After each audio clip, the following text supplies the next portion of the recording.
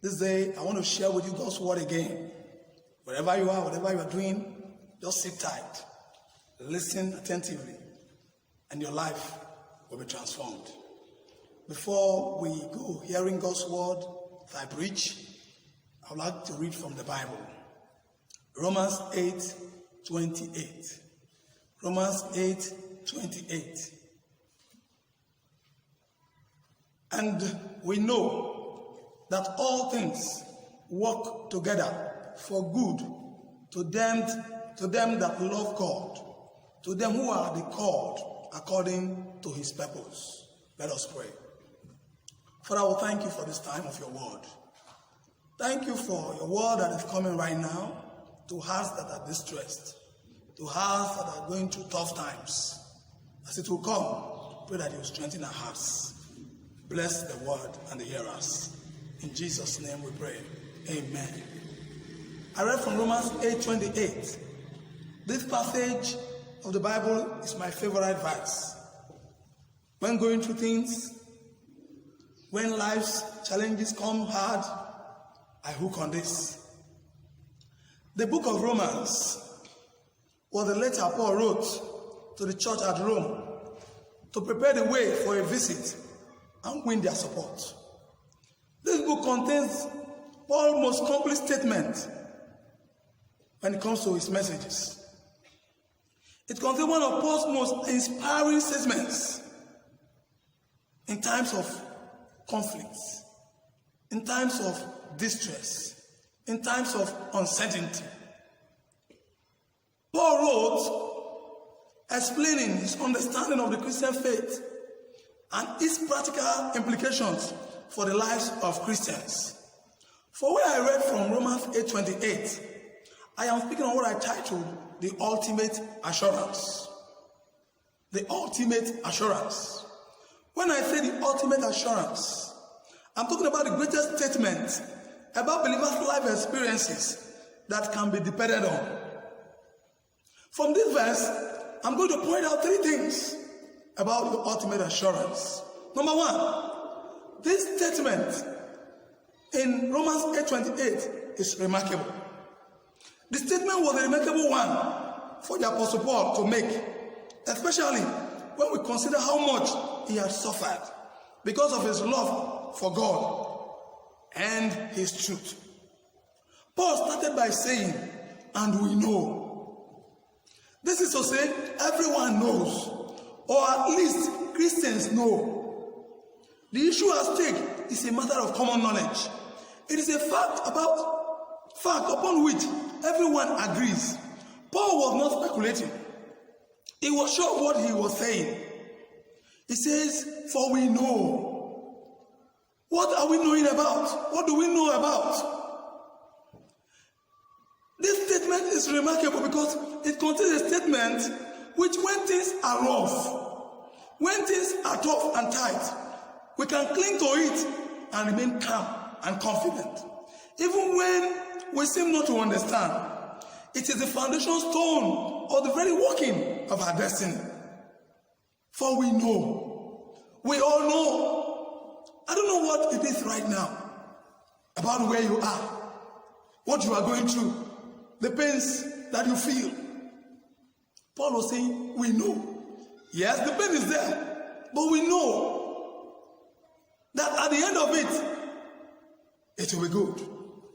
For we know. What do we know? We know that all things work together for good to them that love God and to them that are called according to his purpose. A preacher once said, one of the greatest ironies of the Christian life is that we often have certainty about the ultimate and uncertainty about the immediate.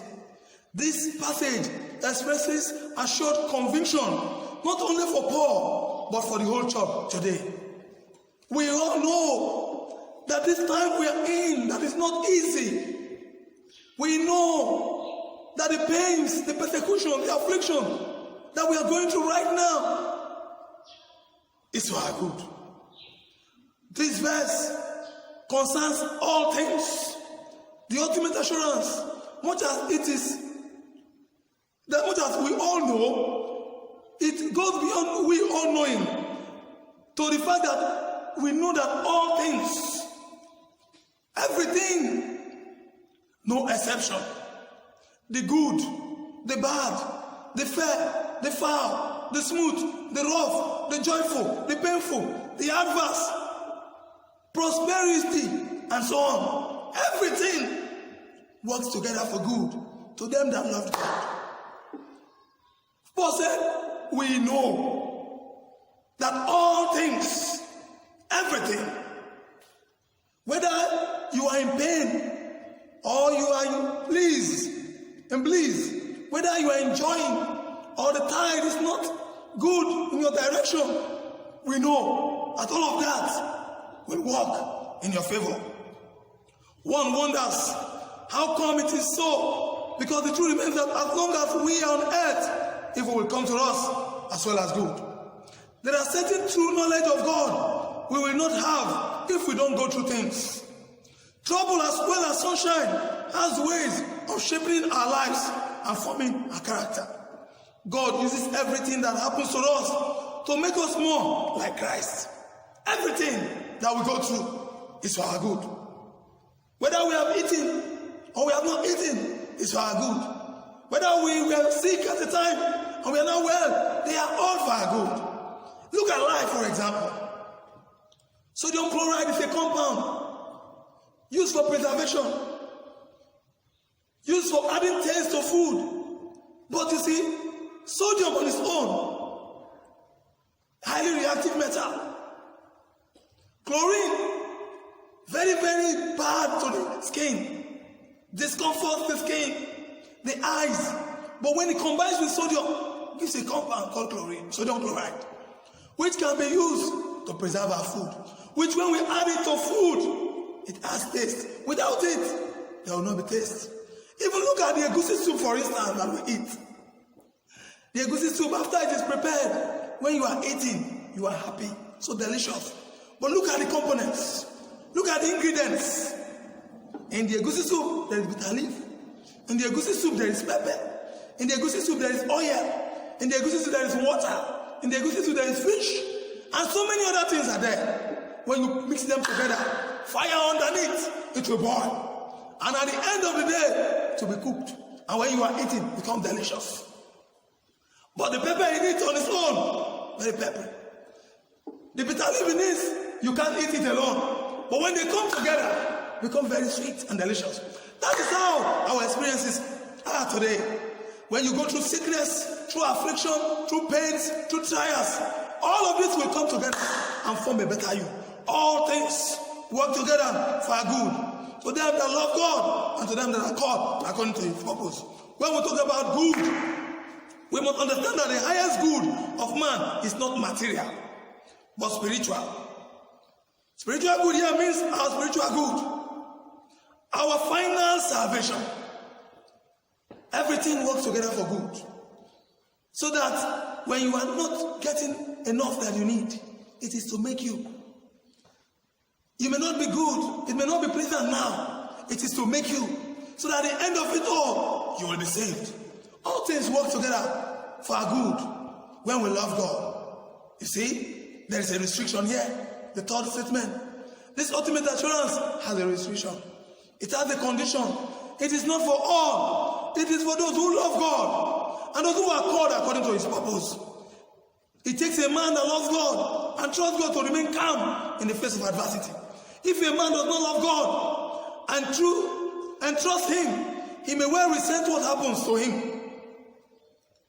He may well find that the pains and the sorrows, trials of life move him to anger and rebellion. It's only the man who loves and trusts God that all things do work together for good. For to him, they come from a Father who is perfect, who in His perfect wisdom, love and power is making everything for the best. Such people have new mindset on life. They have a new perspective and not life treasure. They look to their security in heaven and not on earth. They learn to accept pain and persecution on earth, not resent it because it brings them closer to God. The ultimate assurance is there for everyone. And I'm saying that everything will work together for your good. No matter what it is, all things will work together for the good of them that love God and them that are called according to his purpose. Today, I don't know the adverse state you find yourself. You may be in the hospital bed right now, but do you know that sickness is for your good? You may begin to ask how. I may not be able to tell you how, but I do know that we return to your good because the word of God has told us. And that is the ultimate assurance that no matter what it is right now, the future, no matter what it is right now, the ultimate is that it will turn to your good. It will end in your favor. Jesus, when he came to this world, had to go through pains. He suffered. He humbled himself. He was buffeted, even to the point of being hung on the tree. He died on the cross, and he gave up because he died on the cross. He was buried. After his resurrection, he came to glory. Today, we who are in him, if we believe in him, if we love him dearly, everything will work together for our good. If we love him, everything will work together for our good. As I wrap up, I'll share with you a story. There was this young man that had a shipwreck. He was the surviving man on the island. From the remains of the ship, took the axe and the rest, was able to build a hut for himself. After which he was living there, hunting, fishing, surviving. He would always roast fish on fire. On one fateful morning, he left to fish. He left for fishing. While they're fishing, he turned back and saw that the hut he had made for himself, the place of shelter, place of survival, is on fire. He ran so he could rescue things before he could get there. The hut was raised down. Oh, one would think that is the end of the eye for him. Having had a shipwreck, he survived. Now the remaining hut where he manages to live is burned to ashes. Oh, all was gone. Oh, that is the final evil that can happen to a man, perhaps. But do you know the next day while he was there on the island thinking and wondering what he will do, he heard the sound of a ship coming towards the direction. He was surprised. For the time he had stayed there since the shipwreck, no one had ever dared come that area. All of a sudden, he saw some men coming out from the ship, coming towards the direction, and he ran towards them. I was like, wow, how did you come here? They said, wow. So you live on this island? We were wondering, because yesterday while we passed, we saw a thick fume or smoke in the cloud coming from this direction. And we asked ourselves, can humans be living here? We decided that when coming back, we'll check to see if somebody was there. And behold, you are here. Do you know? The burning of the hut raised the signal that they saw. And with that, he was reunited with the family. Can you see? The ups, the downs, the ugly, the foul, the fair, the bitter, the sweeter, the sweet, the bitter, all works together for our good. I don't know what moment you are in, it will work together for your good. The bitter, the sweet, the pleasant, the unpleasant, they will mix together. They will work together for your good. Like the goosey soup that contains the bitter leaf, the salt, the water, the oil that comes out delicious. That is how everything working together now will work in your favor. And at the end of the day, your life will be sweet.